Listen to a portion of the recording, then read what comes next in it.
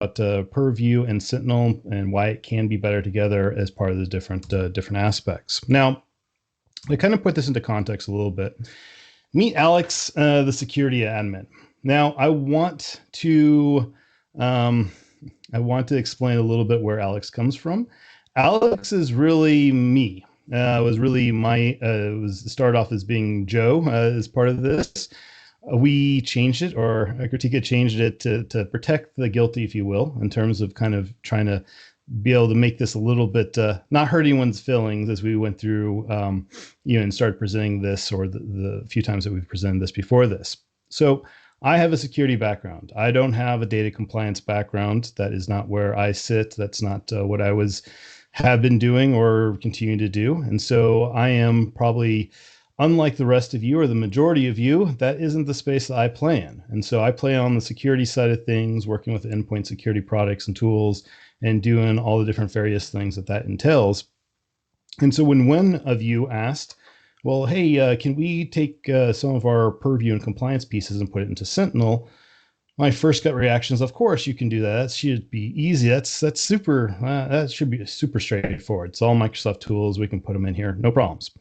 And then I started trying to do it, and I started trying to figure it out and pushing buttons until I broke stuff. And then I had to queue up Kratika, and I had to go and ask, how on earth do I do some of these things? And the idea that I had to ask how to do these things and why I should do them and how and where I could do them, what these buttons and widgets would do, really kind of drove the foundation of this. So this is where I started. This is what was kind of the background. And so when I'm talking, I'm really representing Alex here as part of this. Again, I'm the security guy. Kratika is probably more relatable of the two of us. She's the compliance expert. She's the one that's dealing with the risk pieces and all those different other components. So those are that's the frame around here. For this presentation, we're going to say Alex inherited an ecosystem. Just like many of you, he came into a new environment and his company had already had a lot of the tools in place and ready a lot of the things. And he's just a one-man show. And so he has to try to go and make the best use of his time and look at trying to drive automation, trying to drive some of these other different components and try to make it more operational and quicker and more intuitive and some of these different things, especially with his background as being a system administrator or maybe a security administrator inside the environment. So what's in this toolbox? Well, you're on a Microsoft call, so no big surprise here. There's a Microsoft security stack sitting in his toolbox. So this would represent your E5 or G5 security products with all the different things that it entails. So that is all the defenders, that is Purview, the M365, Sentinel, and a lot of the different other pieces, but all the Microsoft pieces, if you will, from a security side of the puzzle. So I think for all of us probably know, hopefully a lot of us know what Purview is. Purview is the data and compliance piece. So how do I protect that data? How do I drive guardrails and other structures around there? So how long do I keep data? What's my retention policies? What are my, what do I do with data when it's being moved around, or if it is being moved around, what do I allow? And then on the security side of things, how do I detect that? How do I prevent that? How do I block it? How do I make an alert against it? How do I do something about it kind of more actionable? At least that's how I always kind of perceived it. I think that now as we are kind of modernizing things, we see a little bit of a shift of where that is kind of going a little grayer. It's not entirely reactive versus proactive between the two sides of things. And there's definitely crossover, especially with insider risk. So here's some common use cases for Sentinel for those that don't know. So Sentinel is Microsoft's cloud-based SIEM solution. And so that's a fancy way of saying that all the data can go and flow into Sentinel. And then from there, there's operations or there's orchestration that can happen to really go and drive out all the different other things. Traditionally, a SIEM solution could have been a lot of things, but it could have been something as simple as I'm going to forward all my logs here, and I'm going to keep my logs for a certain retention period until they get retired or archived or whatever happens to my logs after a period of time.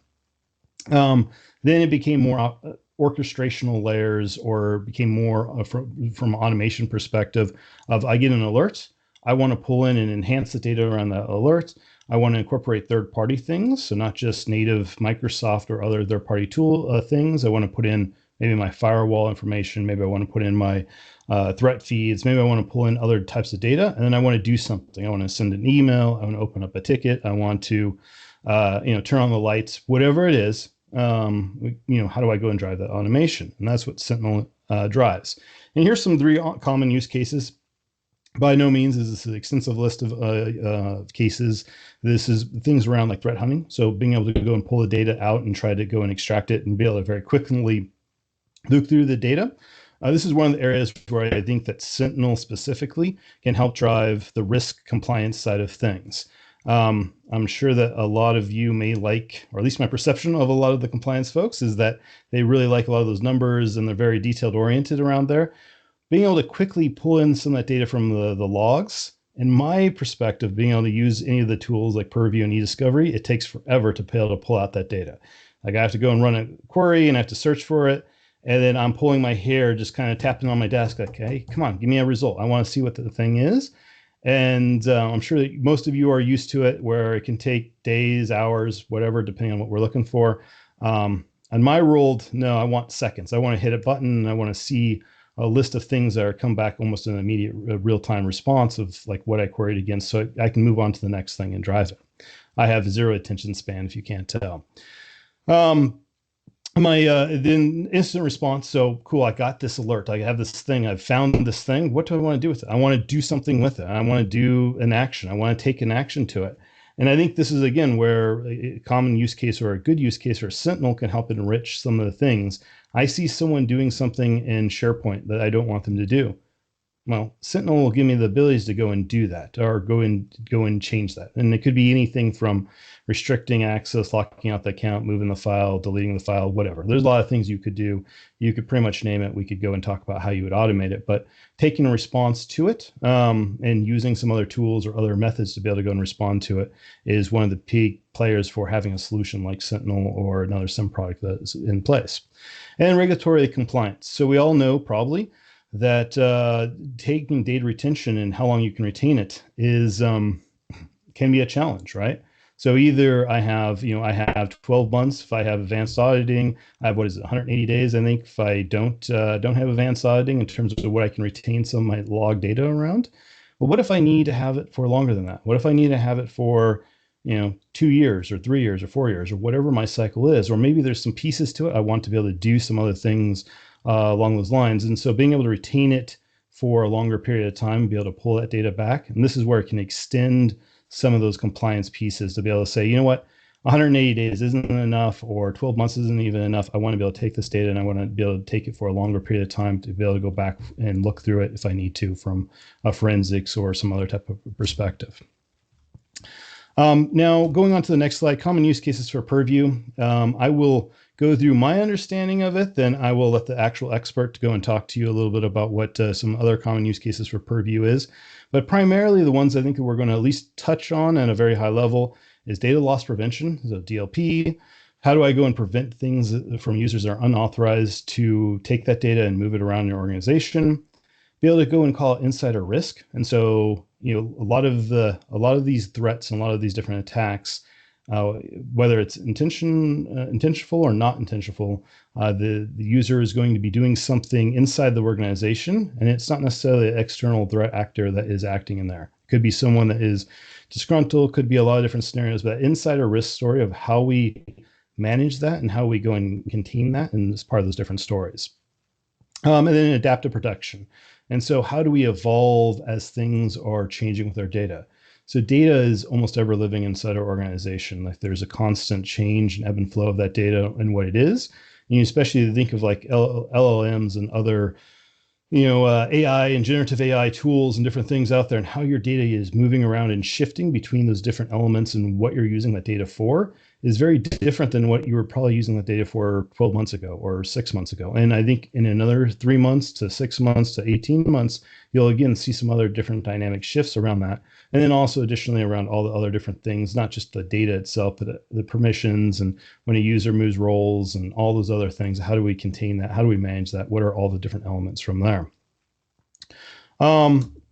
So with that, Kratika, do you want to kind of take over and add on to any common use cases that I may have forgotten? And actually, Yeah, I think, sure. yeah.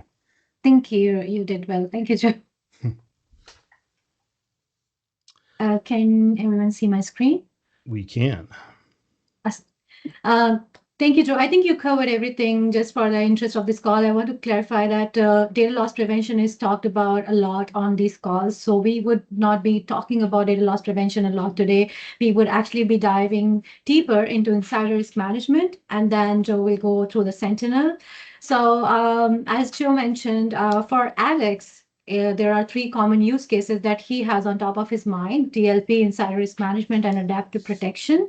And and there is one thing which we have a lot of our customers think, and Alex is also thinking about it, which is what is inside risk management and why should we spend time on it when we already have DLP? Because Alex is overwhelmed. He doesn't have all the time on his hand. So think about it. 88% of data loss in an organization is actually accidental, which is DLP is for good people having bad day. But what about the other 12%?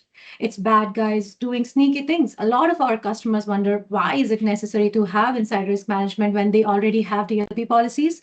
To understand that, we have to look at this key functions and the objective of these two solutions independently.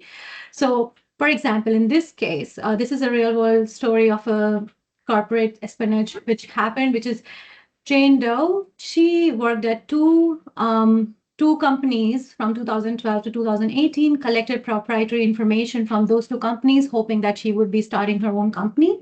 So she attempted to copy the info to an external hard drive, but it was blocked by DLP. Then she found a loophole and exfiltrated the proprietary info by uploading them to their personal cloud, and that is on both the companies. So she was terminated from both the companies, and her hard drive underwent an authority investigation. And in 2021, she was convicted, but she managed to take out a lot of data in between. In this particular cases, we typically rely on DLP tools to prevent such activities. However, a significant challenge arises when dealing with a motivated insider like Jane here, because she was working there long enough, and because she realized the DLP policy is going to block her action, rather than giving up, she decided she will look for alternative approach because she was determined to do it. So um, in this, what was the reason? Because company did not have visibility into the sensitive data. They did not know what Jane is accessing day in, day out and trying to do with that data. DLP does not flag your repeat offenders. DLP always prevent your offenders from doing things which they are trying to do, which is not authorized. So it will not allow them to do that. And company was trusting Jane, and that granted collaboration was abused. So let's visit this case and think how this could have been prevented in early stages. If the company had built-in classifiers or information protection to discover the auto labeling and intellectual property, then company would have had the visibility into what data they are holding onto the system. Then out of those, they should have prepared the inside risk management policies to detect if someone like Jane Doe, a repeat offender, is trying to do multiple activities to exfiltrate that data. Then there is adaptive protection, which is dynamically changing the policy when an individual's risk level rises from a certain activity. For example, Jane was trying to exfiltrate the data again and again. At some point, she is a high risk user, and at that point, the policy should automatically adjust to not grant her access to sensitive data, while it should still stay the same for those who are not trying to regularly exfiltrate data, so that their productivity is not hampered. So there should have been adaptive protection in place. And of course, the investigations and should have been done through insider risk management and Sentinel. So this is one approach on how this could have been prevented in early stages. And how this would work is, I want to go through the insider risk management overview before we go into the demo and talk about how it will look like from the admin's perspective. So at its core, insider risk management works 100% off of audit events. So audit in your Microsoft Purview should be switched on. Every action the system monitors, whether it's file sharing, sending emails, or copying data to external devices, it originates from an audit event. Essentially, it waits for something to happen, like a user triggering an alert before kicking off an analysis. Now, the platform's power comes from its ability to monitor a broad range of data sources. So on the left side of this visual, you can see the most popular connectors that bring in this data. We are talking about everyday tools like Teams, SharePoint, Exchange, that almost every organization is uses. So right there, Purview is covering a large part of your communication ecosystem. Then device monitoring is also a critical component. Purview let us on board Windows 10, 11, macOS devices and capture activities like USB, printing, or file sharing. It's built on the same architecture as Endpoint DLP, so it shares many of the same mechanisms used by Microsoft Defender for Endpoint. This integration allows us to track more physical indicators of risk, such as copying files to USB, in which Jane tried to do, or printing confidential information, or uploading information onto the clouds. When it comes to browser activities, that is, Purview offers robust monitoring capabilities. So whether users are trying to copy data to the clouds or browse any risky websites, or even if they are interacting with any risky AI solutions, Purview can capture those actions. This is particularly useful today when many users are engaging with multiple generative AI applications, which keeps introducing new risk vectors.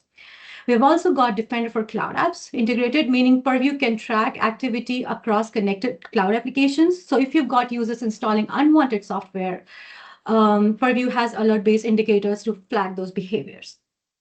Another powerful integration comes from Power BI through Microsoft Fabric. Organizations can pull in data and indicators for risk assessment and even leverage custom connectors. For example, if your organization has built a custom solution for managing financial risks or has its own risk monitoring system, you can bring all that data into Purview for centralized monitoring as well. So all these features work together to give us a comprehensive approach to risk management, from users' behavior on the device activities and even browser interactions. Now, admins with appropriate permissions can incorporate detections from homegrown analytics or SIM or Sentinel, as well as directly from non-Microsoft systems such as Salesforce and Dropbox. These detection can then be used in inside risk management policies as well to detect any risky scenarios. And by weaving a user's risky activities across different environment in unified timeline of 90 days or 6 months, security teams can obtain a comprehensive understanding of potential security incidents across various applications. So one thing to note here is that forensic evidence can also be leveraged if you're looking for deeper context and visual representation of user activity. For example, if you're performing any in-depth investigation, you can rather than sifting through a pile of logs manually, you can look at the intuitive checkboxes. You can look at the timeline that I'm going to show you in a minute to understand users' behavior, their motivation, how long in the past they have been trying to come to a conclusion or trying to exfiltrate the data. So these are some of this is how the insider risk management work at core. I'm only talking about the left part so far. The right part is what I want to show you in the demo, is when you will create policies, you will decide the triggers, the thresholds. How does that work?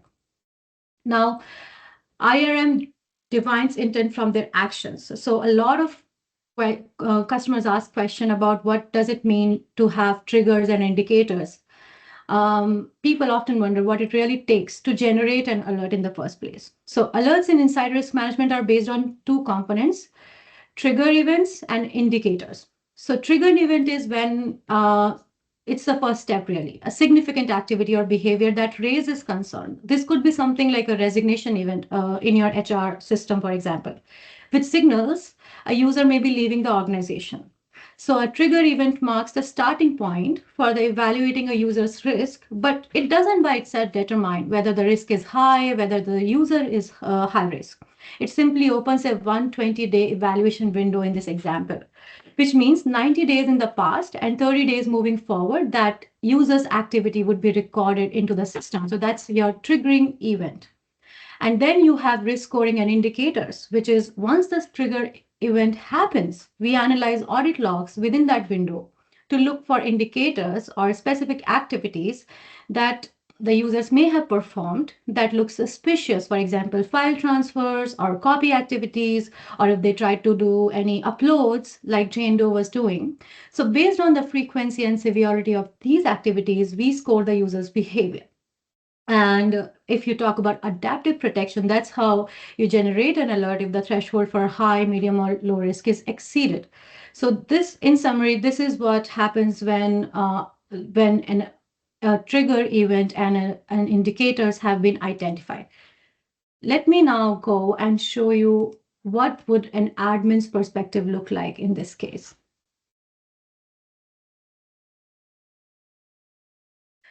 Is my screen visible and has it changed to the portal? Sure has. All right. So this is your Purview portal that a lot of you are familiar with. And this is your inside risk management within the solutions. This is the list, and this is the inside risk management. I'm currently looking at the overview page, which gives you some of the summary of what's going on from an admin perspective. Are there any alerts which need review? Are there any users? What are the cases? What are the policies that has been created? So this is more of an overview of what's going on into your inside risk management. I'll directly go into the alerts and show you that. So actually, first I'll go into the policy and show you where the alerts are actually coming from. We have created a few policies. Some of these are one-click policy, which means as you get started, some policies can be created with just one click, which are very common, which will help you analyze users' behavior in general until you settle down with the solution and start creating policies of your own, which make sense in your organization. So in this case, the alerts that we are going to monitor is within this policy, Global Policy Data Leak, which is applying across all the users. And it's looking at SharePoint sites, labels, sensitive information type of a certain kind. And it's looking for triggering threshold, which is whether any of the users are performing sequence of activities which are risky. So through these policies, we have received certain alerts. In the spotlight here, you will look at any new alerts from the last time you had visited. So here I can see there are 2 alerts right now that has been created. And if you go to the alert, if you go to the alert, you would be able to see all the risk factors which have undergone into creating this alert, or for why was this alert generated in the first place. So you would see the risk level. There is one thing actually I want to show you. You see here the anonymized user details. There is a reason behind that. A lot of organizations are sensitive about users' privacy, and they do not want to actually highlight the user's name until until they are sure about that or not, whether the incident has happened or not. So over here in the settings, in the inside risk management settings, we have a bunch of settings which we can enable to basically ensure how our system should behave. In the privacy, we have kept the pseudonymized versions of user's name instead of showing the actual username, so that there is no bias towards the individual for against whom we are receiving the alerts in the first place. While we are here, I also want to show you this is data sharing which we have to enable to alert details, to export the alerts into the SIM services, into the Defender, and there is indicators that I was talking about. These are extremely interesting and very customizable. So for example, in the office indicators, here you will see a list of activities or a sequence of activities that a user has to perform, and these activities will start getting recorded and show up if you are trying to investigate the users. Very simple activities like, did they share the SharePoint file? Did they open the file? Did they download the content? Did they add people to SharePoint drive, right? From this to more serious things like, did they downgrade any sensitivity labels? Did they remove any sensitivity labels? So these are the granular office indicators. There are device indicators, which are actually for physical activities like creating or copying the file to USB, using a browser, printing the file. So everything that users does creates a timeline, and these indicators actually get recorded. There are physical access indicators, so you can also add your badging system to it. There are risk score boosters for if user had previously done something or not. So then there is Defender for Cloud Apps indicators, which is actually very interesting, which is if they have downloaded content from a connected cloud app or uploaded content to a cloud app. So these are some of the indicators. Let me go and show you the inside risk management as we were looking at earlier. So that's how the user's timeline that we were looking at is created in this alert right here that we were looking at. So this is the alert that your admin would receive, and all the alert risk factors, why this has been created, what kind of exfiltration activities were performed, what were the, and you can actually go and look at the sequence of the activity that the user tried to do. You will get information like unusual activity for this user, priority content, and then there is Activity Explorer, where you would see the list of each and every activity that user has done. Let me go to the cases actually and show you this in detail, because that's where we get most of our activity information. Because once an alert has been confirmed by your administrator, it will become a case because the investigation will start, right? So this is the same alert that we were looking at. This is the case overview for any of the people who are collaborating with you. You can add the contributors in here, and they would also be able to look at the case notes, perform some of the investigation. Subsequent to this alert, every alert that has been created for user will show up here, and this is user's activity. Now, this is very interesting, and this is the interface I was talking about earlier when I was talking about indicator and triggering event. This scatter plot, this activity, this diagram actually shows you what was user trying to do across 6 months to this timeline, and you can actually go ahead and this will keep recording this for the user, and this actually tells you the intention of what user's behavior was. Was it anomaly? Was it one time? Were they regularly trying to do something? For example, they accessed something, they deleted something, they downgraded a label. Every activity over here can be traced back to when they actually performed it, what they did during that time, right? And this is the Activity Explorer. We hear from customers how valuable context is during a security investigation. So within inside risk management, this Activity Explorer is designed to help security teams get better context from user actions across a specific time span, with the sequence to help understand what activities took place and when. And then this is the Content Explorer, which helps your security teams understand what specific content was impacted, like which files were downloaded, or what are exfiltrated, or the label was changed. So it helps evaluate the nature and impact of users' actions. So many of our customers, those who are in heavily regulated industries, need additional ways to meet their regulatory compliance needs. And this helps you understand exactly where the incident may have occurred and what may have leaked or exfiltrated as a part of the investigation. Then your administrators can add their case notes in here. And there is one thing that I want to show, one more thing actually, which is audit log here of the inside risk management. This is where the audit logs of your administrators or your investigators, analysts who are looking at this case gets registered. These are completely separate from your M365 audit log and cannot be disabled. They are tamper-proof because they are on the backend server. So they are defensible. Somebody can't get in there, meddle with them the way they could with the event viewer log. So you would always have the chain of event in case of forensic investigation. You can always go back and look at how the investigation was handled. This is primarily which I wanted to show you in inside risk management. There are a lot of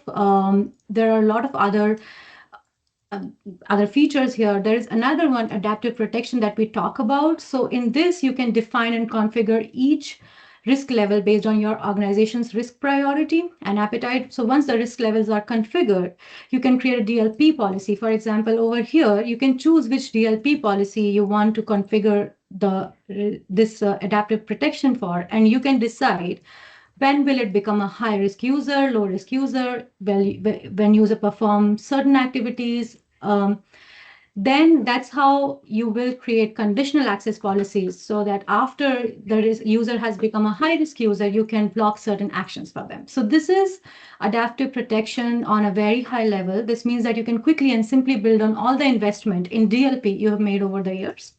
And you can focus on addressing the most critical risks while saving invaluable time and having productivity for the rest of your users. So this is my very quick demo on inside risk management. I know that Joe has a very interesting demo of Sentinel for you ready. So I just want to show one last slide before we actually go into that, which is there are a lot of gotchas and real life surprise incidents that have damaged organizations and agencies. These are just some of the reasons why it's very important to have an insider risk program. Perfect is the enemy of good. So many times we've heard our customers saying they would install it when they will be ready for it, but that's never the case. You would never be 100% perfect. So deploy the solution in stages and focus on the most relevant use cases. Don't ignore the context because insider risk rarely come from impulsive actions. Your early indicators will tell you what can and could have happened. Don't focus on malicious threats all the time. About half of the insider risk come from inadvertent actions or negligence.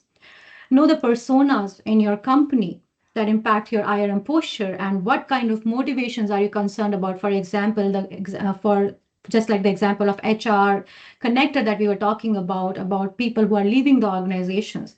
And last but not least, always integrate your solutions to get the bigger picture, develop playbooks to automate your alert handling.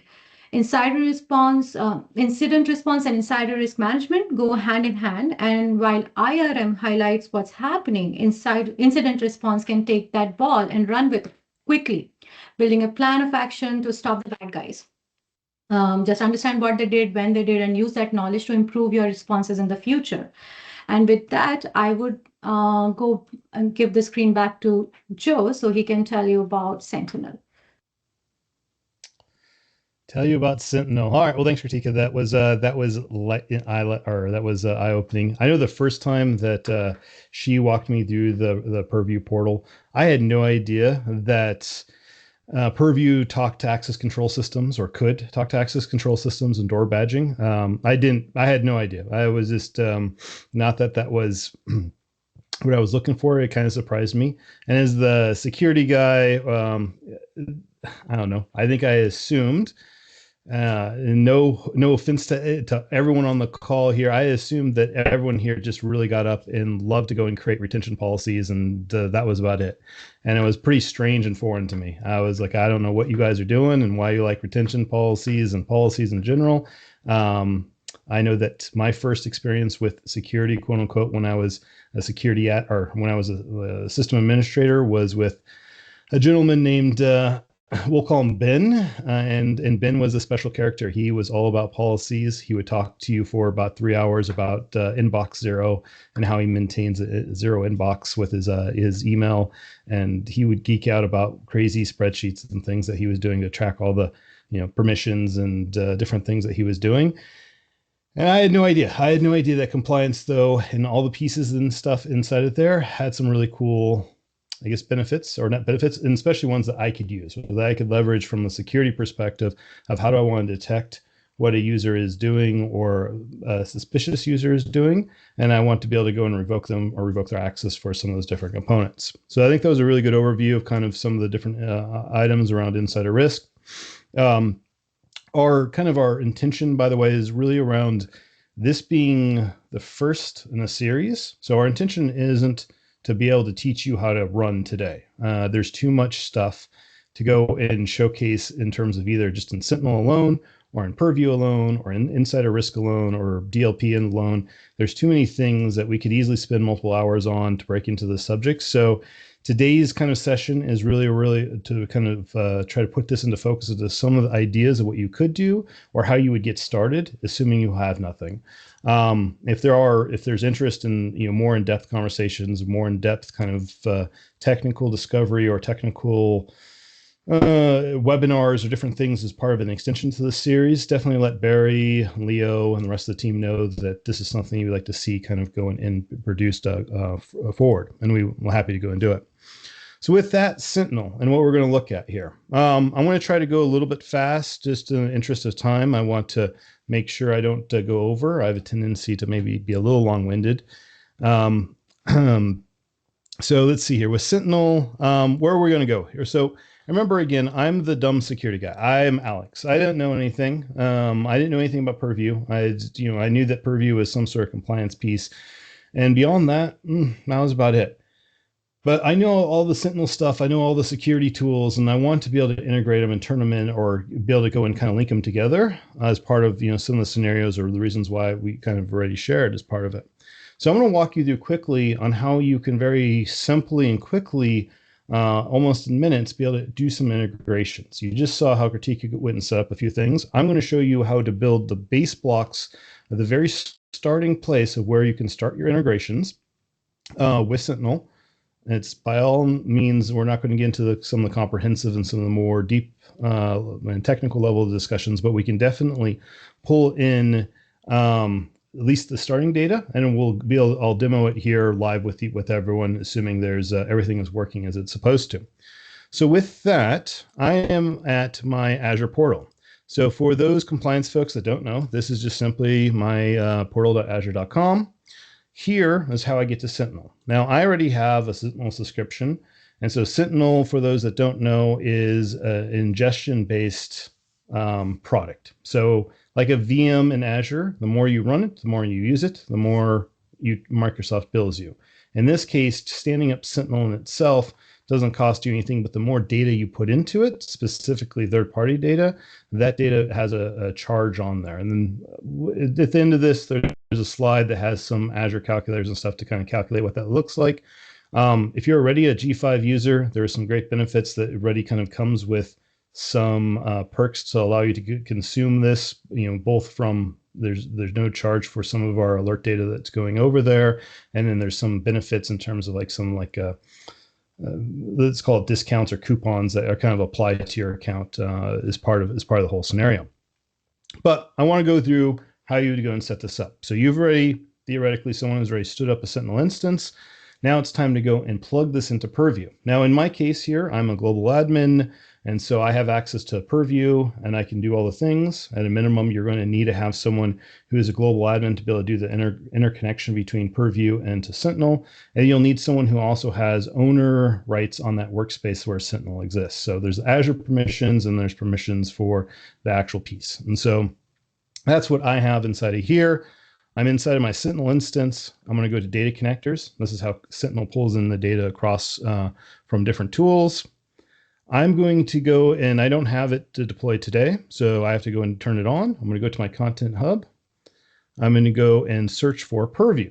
Now, this is exactly where myself, where I started to get myself into trouble. I searched for Purview, and I'm like, okay, well, there's Microsoft Purview, there's Microsoft Purview Information Protection, and there's Microsoft Purview Insider Risk Management. Well, hell, I don't know which one it is. So I'm going to go and install, I don't know, maybe all of them. And there's nothing against not doing that. You can absolutely do that. For today's component, for what we're going to demo, or what I'm going to demonstrate, is I want the information protection piece. And so this specifically, this data connector here is going to give me connections to anything that has to do with information protection, those alerts and those different policies associated with it. If I click into the details, I can get a little bit more granular. If I go into the release notes, I can see specifically what it is. I don't expect you to go and do all of what I'm just doing right now is showing. But if I were to go and look at exactly what it's kind of pulling across, I can see some of the different pieces that are part of what's coming into play. So if I needed to really kind of document what this was, what I was doing, I can see that Microsoft Purview Information Protection is the table that is being created, and that's what's being copied across from Purview. And so if it's outside of that, if it's an alert that isn't as part of my information protection blade, if you will, whatever the proper vocabulary is for compliance, it's not going to come across, or I'm not going to synchronize it as part of it. But for this demo purpose, this is what we're looking for. This is what we're going to do. This is what I'm going to pull into this environment. So let me go back to my environment here, and I'm going to quickly deploy it. Actually, I'm going to go and just switch to my other subscription, because this is where the magic of cooking on TV here. I go and put something that's half baked into an oven and just do a 360 and turn around and pull it out, and I have it already deployed in my environment. And that's what I've done. It only takes a minute or two to go and deploy it, but I have a separate workspace where I have Sentinel, and I've already plugged in this data connector, and I can actually see, you can see here, information protection preview. I have it connected, and so this is to deploy it. All you have to do is you literally come in here. This would say connect, and I push connect. If I have the right permissions, global administrator, I will go and get access to it, and I'll be able to pull it into the environment. And I can see I already have data in here. When you first do this, you're not going to see data, or you're not going to see data for maybe 15, 20 minutes. Don't worry, the data will come across. But this is how you're going to go and reproduce some of that data as part of it. I established my connection first. Now, the next thing you're going to do is you're going to go and simulate some of those things. Now, you don't even have to go and create a policy, though Kratika gave you kind of a rundown of what you want to do in terms of a policy perspective. But let's say I want to go and look at policies. So I come in here. This is my Purview portal now. I'm over here, and I go in down to information protection, and I see my policies, my policies I have in place. And I have a couple of different ones. These are mostly out of the box ones. This is a brand new GCC environment. So for those that don't know, this is there's this difference between commercial and GCC to some degree. So I am doing, considering I think probably most of the audience here is GCC. This is a GCC tenant that you're looking at. So all the things that you're seeing should be the same things that I'm seeing. This does have a conversation point. If you're on commercial, commercial does have the ability to do the unified platform. And inside the unified platform, you'll be pulling across some of these purview tables automatically into advanced hunting. And so you may be making a distinction between, well, I can use advanced hunting for this. I don't need to go and put it into Sentinel. And that is a true story if you're in the commercial environment and not in GCC. If you're in GCC, unfortunately, you're going to be stuck here for a little while longer until we get access to some of those unified platform pieces that kind of come across in here. So anyways, there are a couple different labels here. You can see that Kratika created them. Here's just a few more, but there's really a few of the ones that we didn't even have to create. They were just out of the box. So the default auto label ones, these are the ones I'm actually going to go and leverage for my demonstration. So you technically wouldn't have to do anything. You wouldn't have to create any policies because those policies already exist, but you could create your own policies if you needed to. Next thing I'm going to do is I'm going to go to dlptest.com, and you could make your own simulated data. There's plenty of different places out there, but I'm going to go out to dlptest.com. I'm going to grab the Social Security information here, which gives me all this fancy Social Security numbers and different things. Obviously, they're not real. And then I'm going to go and email it to myself. Now, if the demo gods are generous here, we will see that this will function as expected. If they are not, well, then the compliance and Kratika did something wrong. Then I'm done with my particular presentation piece. But just kidding, all kidding inside. Tested this multiple times. It's worked every time so far. And if it doesn't, I will pretend that it did. What do I want to do here? I'm going to go in here. And I'm going to go and send an email. This is kind of like the scenario that she walked through, the real world scenario where that lady was exfilling data. Now, I'm not going to do anything to try to sophisticate it here because why would I? I'm trying to make my life simple here. This crazy stuff. All right. Now I'm going to send it to my Hotmail account. Sure. That'll work. And I'm going to hit send. And then you can already see that this is ready to get a send block, that this message has included one or more recipients who isn't authorized. Please remove it and try again, right? So we already see that there's some policies in play that are already blocking it. Now, what's funny is, and you can even see that this activity is not allowed up here, the policy tip, you can actually beat policy in terms of how quickly you can do it. So let's try that again. So I have no one here. I'm just going to type jraleigh@hotmail.com. And if I go quick enough before it saves that draft, I can actually send it. I don't know if you knew you could do that, but threat actors are always they're always looking out to go and try to find the coolest advantages. However, the exchange transport rule that goes and sends it won't actually let it go outbound. You'll see that message kind of got blocked here, and it came up and said, sorry, you're a jerk. Even though you thought you got around it, we're blocking it here. The reason why you got these two different user experiences is one, when it saved it to drafts, that's when the actual scanning happened. That's where you got the alert. And then the other one, I was too quick. It didn't have a chance to save it to drafts. And so when I hit send, it went and basically did its block. So we know that the message was blocked. That was all done exactly as it was expected to. If I go back to Purview, theoretically, wherever I am, now, if anyone that has worked through this, they will know that the alerts aren't instantaneous. They're not meant to be real-time alerts. They are relatively, a few minutes, but it's possible, considering we have 7 total minutes left and we want to give maybe a chance for some different questions, you may not actually see it pop up in here. But if we wait long enough, you will. And in fact, you can see that yesterday I did the exact same sort of thing. I did the same message. I did the same thing here. You'll have to take my word for it. And it created and captured that alert, and we got it. Now, I had already turned this. Remember, I turned this on the integration piece. Inside of Sentinel, I'm going to go and look at the table. I want to go and say, hey, I want to see the data that's coming across here, and I want to see where it matches. And you can see, and this is from yesterday, that alert, once the alert happens or is visible in Purview, then from there, it will send it on to Sentinel. It doesn't send the other way around. It has to show up in Purview first before I would expect to see it. But I can see this alert is coming across in here.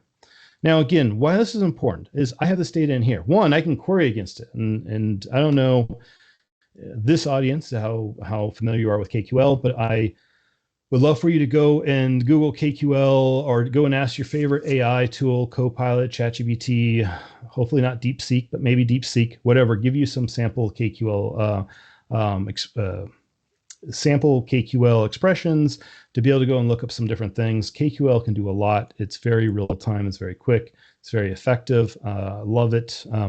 But you can get all the data that is contained inside that message. From here, I can create analytic rule. I can do a bunch of different things. I can create this as a function. I can export this data. I can go and say, hey, I want to make this a rule, and I want to go and create an alert against here. So here's a new alert rule. And so then every time that we see this condition as it's true, I'm going to get and generate an alert for it. So there's multiple different tools or varieties of paths of different things I can go and use this for in terms of kind of fueling my other pieces. This also gives me the ability to correlate it against other data. Maybe I have third-party data that isn't all Microsoft. I know that everyone on this call, for sure, that they're all Microsoft everything, but if you happen to have other things that aren't Microsoft, this is a landing page where I can now incorporate some of that other data or the information into a single pane of glass, if you will. I can pull the data in here from Purview, from the information protection. I can see what it is. I can go and pull in some other thing. Maybe I'm not using SharePoint. I'm using, I don't know, Wikipedia template with, whatever, whoever. And I can pull in data from X, Y, and Z and kind of put it into different places so I can see what the actual data is and associate it with it and correlate it between the different events. Create an alert against there. I can go within, fire an email, fire a service ticket, fire an access control list. I can go and create a logic app that does whatever X, Y, and Z.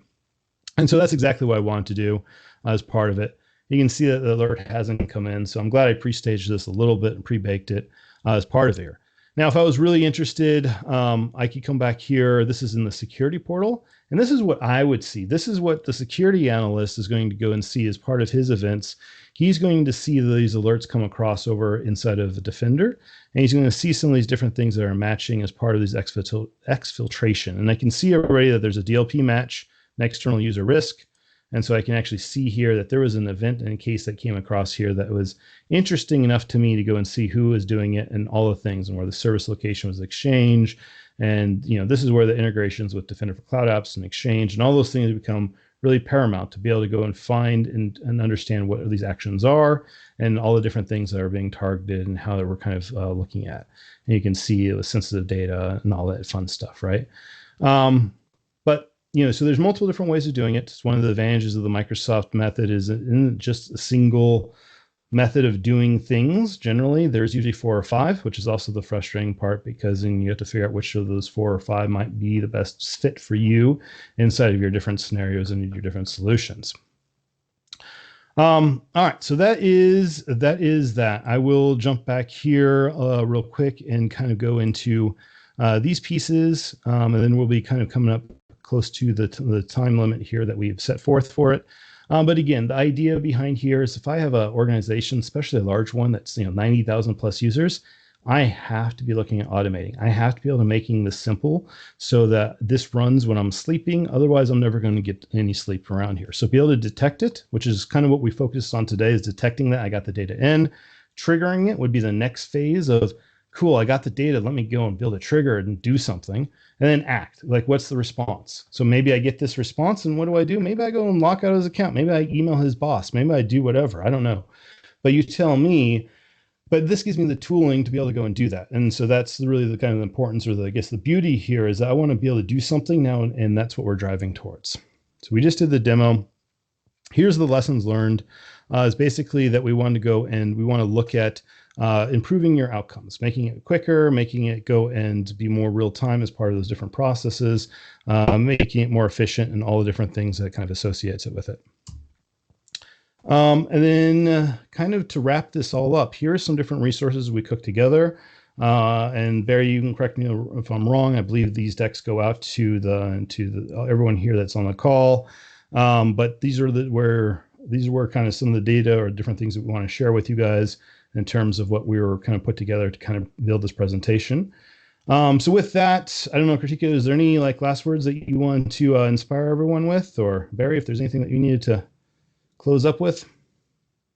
Yes, we got a couple of minutes, and I was gonna let everybody ask questions, but I think I need to take you all off mute first. And then but before I do that, do take a look at these resources in the chat if you can see it. One of our peers, Adam Blassie, he went ahead and put a default header up there. You can see a couple of really important things at the very top, in addition to the presenters and so forth. But we have an email alias that you can reach out to. It's msslgcompliance@microsoft.com. We have a YouTube site where we post all of these sessions in recording, so you can see not only this one in a few hours, but also the ones we've done for the last 2 years. And then above all else, if you have not already, and perhaps you joined today's meeting from one of your peers or coworkers that forwarded the invite to you, please do join a community, because what we've understand is that if you're not a community member, you do not have access to chat, is what we think is going on. So please do join our community. There's no fee. It's a one-page entry on the web, and that is it. So let me see here. Hey, Leo, if you are there, is there a way to unmute everybody for the last few minutes? I had it earlier and I can't seem to do it at the moment.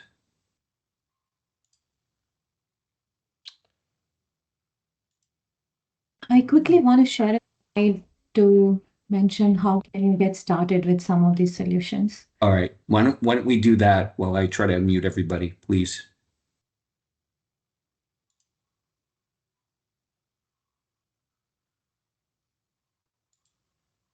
You want to talk through this, Kratika? Yeah.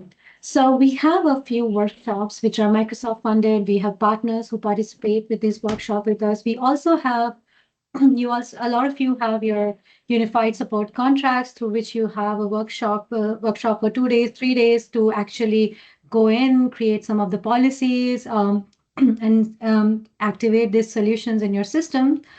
We have fast track assistance, which is dedicated SMEs that can help you with the guidance while you are implementing these solutions in your organization.